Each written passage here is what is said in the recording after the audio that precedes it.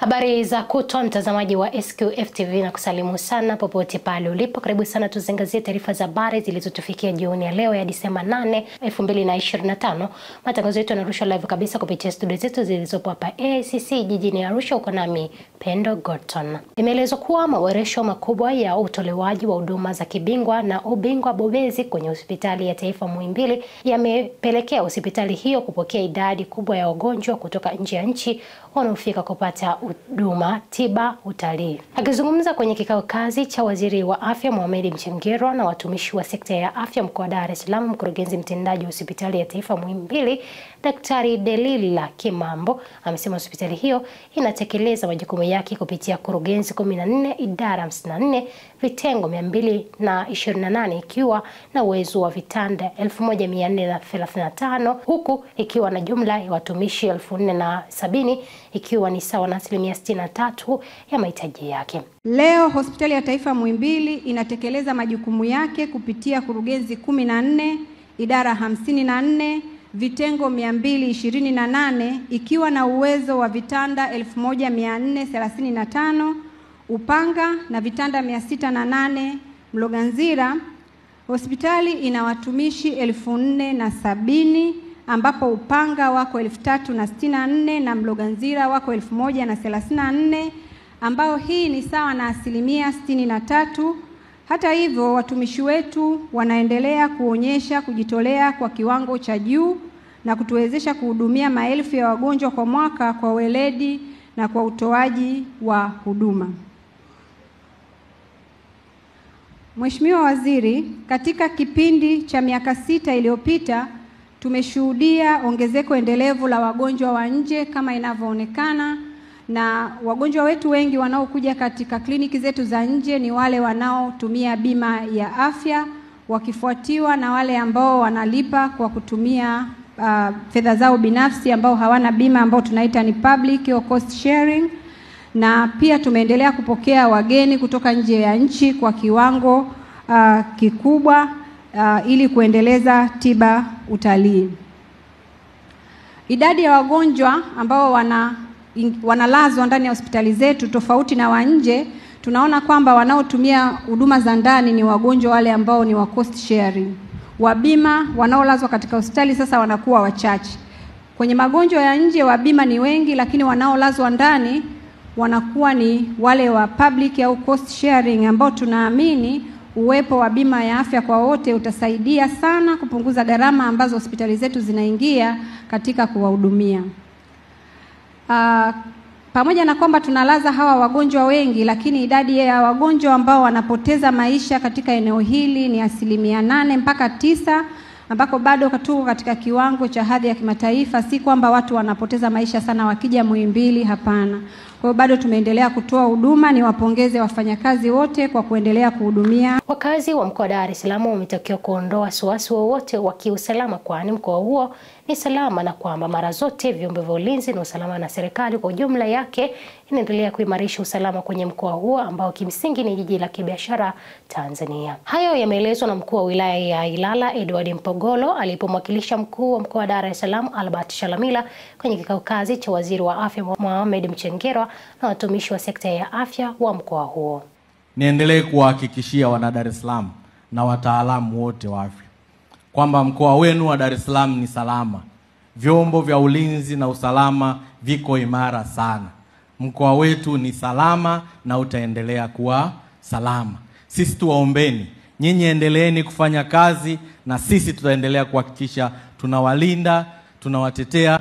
Na bahati nzuri, Mheshimiwa mgeni rasmi, Mheshimiwa Waziri, hata wakati wa tarehe 29 vyombo zetu vilikuwa karibu sana na viongozi hawa kuhakikisha huduma zinapatikana, na katika kipindi chote huduma ziliendelea kupatikana bila tatizo lolote. Tunawashukuru sana kwa niaba ya wana Dar es Salaam. Baada ya kusema hayo, nishukuru sana, nikukaribishe tena katika mkoa wetu wa Dar es Salaam. Asante sana. Waziri Mkuu wa Jamhuri ya Muungano wa Tanzania Daktari Mwigulu Nchemba amewasilisha salamu za Rais wa Jamhuri ya Muungano wa Tanzania Daktari Samia Suluhu Hassan kwa umma wa Tanzania.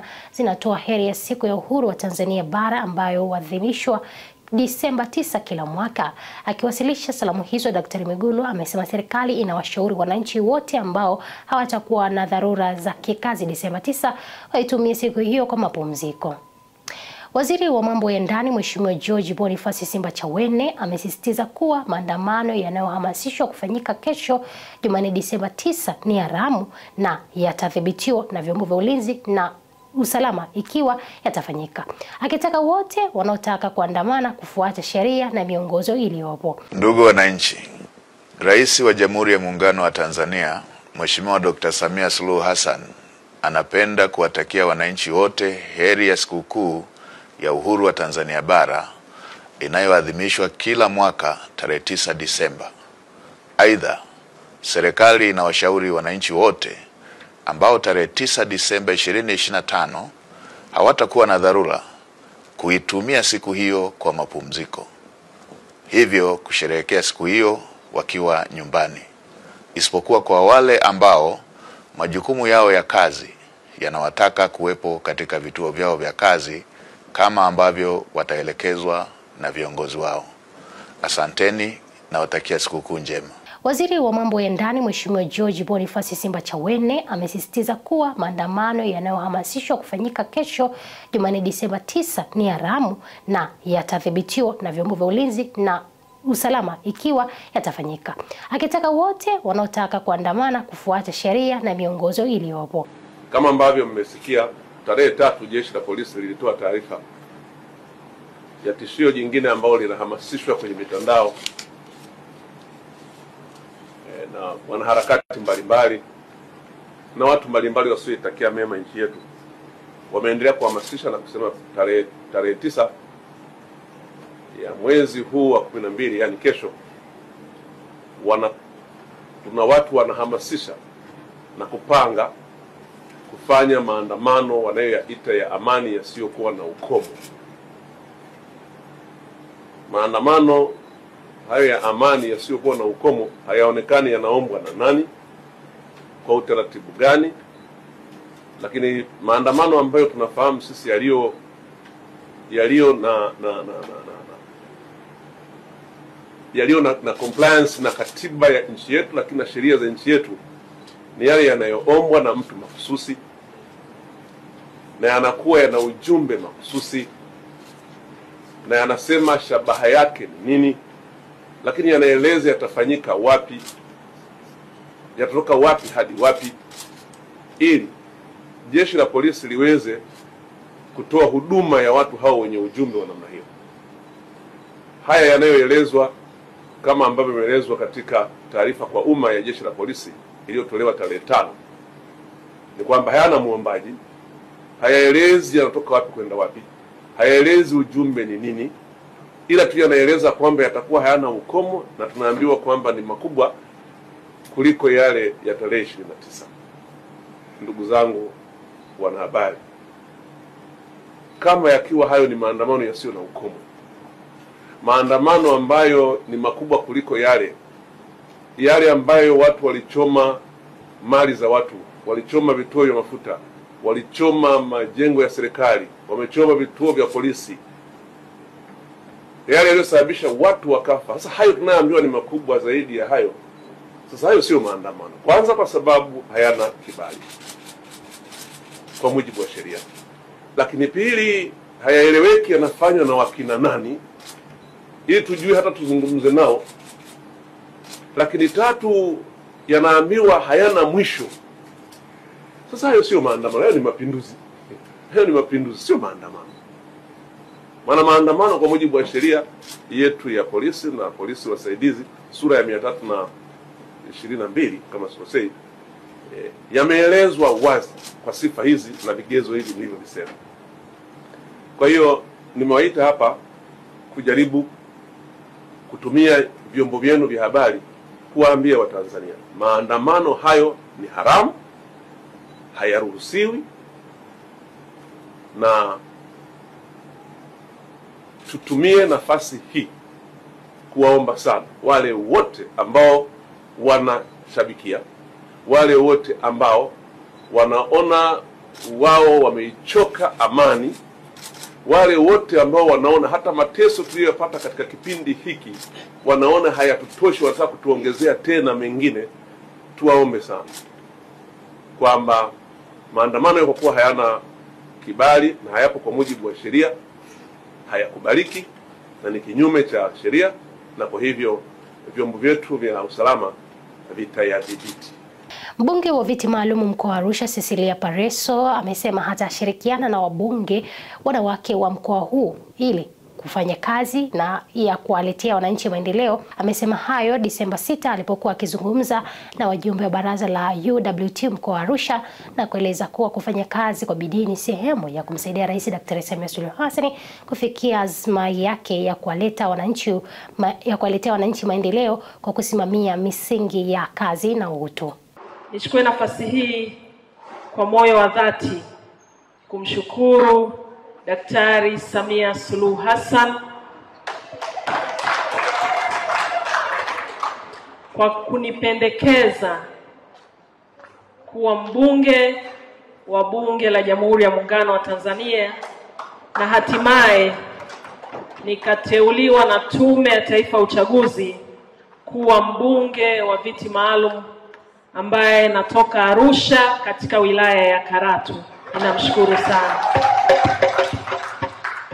Pia nichukue nafasi hii kumpongeza sana Daktari Samia Suluhu Hassan kwa kura nyingi alizozipata, kura za heshima na kura za kishindo. Pia ni kushukuru mwenyekiti wa UWT mkoa, katibu na wanachama wote wa UWT mkoa wa Arusha na wanachama wote wa Chama cha Mapinduzi kwa kazi kubwa iliyotukuka iliyozaa matunda wakati wa uchaguzi. Hongereni sana. Pia kwa wabunge wote tuliowapata katika mkoa wa Arusha, madiwani wa kata pamoja na madiwani wa viti maalum, Mheshimiwa Mwenyekiti na timu yako yote, hongereni sana sana sana kwa ushindi huu. Mwenyekiti, mimi nikushukuru sana kwa kunikaribisha. Kwa nafasi yangu na kwa uzoefu, bahati nzuri mimi ni senior kidogo kuliko wabunge wengine hapa, nitakuwa tayari kwa moyo wa dhati kushirikiana na ninyi nyote katika mkoa wa Arusha. Nanyi mnifundishe, mnielekeze, mnikosoe, niko tayari. Mimi pamoja na wenzangu kama ambavyo nao watasema na walivyosema, binafsi tutaendelea kutoa ushirikiano na kutimiza majukumu ya kibunge ndani ya Bunge la Jamhuri ya Muungano wa Tanzania. Tutakijenga chama pamoja na jumuiya kuhakikisha chama kinaendelea kustawi na kuimarika katika mkoa wetu kwa ujumla. Pamoja na hayo, tuna kazi ya kwenda kusimamia na kuhakikisha utekelezaji wa ilani ya Chama cha Mapinduzi ndani ya mkoa na taifa kwa ujumla inatekelezwa. Ilani yetu imejikita katika misingi ya kazi na utu, na tunasonga pamoja. Tunahakikisha kazi itafanyika, kazi zinazozingatia utu, na kwa pamoja tunasonga kwa pamoja. Na kama ambavyo mnakumbuka wakati rais analihutubia bunge, alituambia jambo moja muhimu. Anatamani atakapomaliza kipindi chake aache tabasamu kwa Watanzania. Ni jukumu letu kwanza kama wanawake kumsaidia, kumtetea, kumtia moyo na kumwombea mwanamama mwenzetu ambaye ni Rais wa Jamhuri ya Muungano wa Tanzania. Kumsaidia kuhakikisha azma yake ya kuacha kwa tabasamu kwa Watanzania ina. Waziri wa Maji Mheshimiwa Juma Aweso ameendelea na ziara yake ya siku 2 mfululizo katika mitaa mbalimbali jijini Dar es Salaam na mkoa wa Pwani kwa ajili ya kukagua hali ya upatikanaji wa huduma ya maji safi na salama kwa wananchi. Akiwa katika maeneo ya Wazo, Kisanga, Tegeta na Bunju, Mheshimiwa Aweso ametoa agizo kwa mameneja wote wa mamlaka za maji nchini kuhakikisha wanashuka mitaani mara kwa mara ili kusimamia kwa karibu utoaji wa huduma za maji na kujionea changamoto zinazowakabili wananchi katika maeneo yao. Tumeanza na tenki la Kisanga lenye uwezo wa kuzalisha maji lita milioni 6. Mheshimiwa Waziri, mara baada ya kujaa kwa tenki la Kisanga, wanufaika wanakwenda kuwa watu wa Kunduchi, na kwa maana ya Kunduchi juu na Kunduchi chini, maeneo ya Jogoo, maeneo ya Mbezi Beach, maeneo ya Kwazena na maeneo ya Kwakomba na baadhi ya viunga vya maeneo ya Kawe. Kwa kufungua na kuashiria maji ya kwanza kwenda kwa walaji, maana tunatarajia kupita sasa mitaani kwa ajili ya kufuatilia utawanyikaji wa huduma kwenye haya maeneo. Kwa kawaida tunapoachia maji yetu wa tenki la Kisanga lenye uwezo wa lita milioni 6, kwa Mheshimiwa Waziri, mara zote tunatarajia kuwashibisha watu wetu kwa wastani wa masaa 8 mpaka 9. Na mara zote tukiachia maji haya huwa tunaweza kushibisha maeneo yote kwa wakati mmoja. Inawezekana baadhi ya moja wakawa na matatizo hapa na pale, lakini ndio maana timu zetu zinakwenda mitaani kwa ajili ya kujibu hoja ya kuhudumia, kuboresha kule mitaani waliko wananchi. Labda kwa maeneo ambayo leo tunaachia maji na naenda kupata huduma maji, kama kuna mteja amepata changamoto tunakuta hilo la binafsi, atoe tu taarifa, na sisi viongozi tupo na tumewaelekeza mameneja watoke ofisini wapite baadhi ya maeneo. Unakuta mwingine hapati kwa sababu labda sehemu pameziba, kwa watafanya hiyo kazi na watu waendelee kupata huduma maji safi na salama. Naitwa Happy Daniel, ni mjumbe wa serikali mtaa wa Tegeta. Amshukuru Mheshimiwa Rais kwa kutuona, kwa kutushusha ndoo. Ndani ya siku 2 3 tumepata tabu sana kuhusu maji. Leo hii ule uhaba wa maji umeenda kuisha. Asante sana Mheshimiwa Rais na uongozi wote na waziri wa maji pamoja na katibu mkuu. Nimemsumbua sana kwenye simu. Kwa kweli changamoto ya maji ile eneo ni kubwa. Ile tenki ile pale liliwekwa pale kwa ajili ya kuhudumia eneo la Kisanga wakati fulani kuna shida ya maji. Lakini ile tenki inahudumia tu kule upande wa kule Kisanga. Tenki liko karibu, lakini hapa kuna wakati sisi ni sehemu ya mwisho sana ya maji. Lakini alhamdulillah engineer alijitahidi kufanya maji yanakuja kwa pressure. Kuna wakati maji yalitumika sana kule chini, magereji upande kule. Huko tunaweza kupata maji kwa uchache.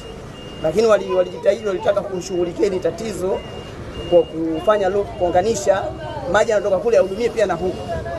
Lakini nadhani walishindwa kwa ajili ya vifaa. Na imani kwa kuwa waziri huko utawawezesha hawa. Lakini naomba sana tushughulikie hili jambo. Na huo ni mwisho wa taarifa habari mpaka sasa. Mtazamaji, sina la ziada. Asante sana kuchagua na kutazama SQF News. Nizidi kukukumbusha huduma ya ambulance inapatikana hapa kupitia namba hizo ambazo unaziona, unaweza kupiga bure kabisa. Tuko kufanyia huduma hiyo popote pale ambapo utakuwepo, bila kusahau tarehe 15 mpaka tarehe 19 tutakuwa na upasuaji mdomo wazi utakaofanyika pale Lumumba Zanzibar. Mpeleke mtoto wako, mfikishe mapema pale, na usichoke kutoa taarifa hizi kwa ndugu zako na watu wako karibu kwa hapa taarifa nzuri kama hii. Bila kusahau tarehe 21 Disemba pale tutakuwa na SQF Cleft Marathon msimu wa 7.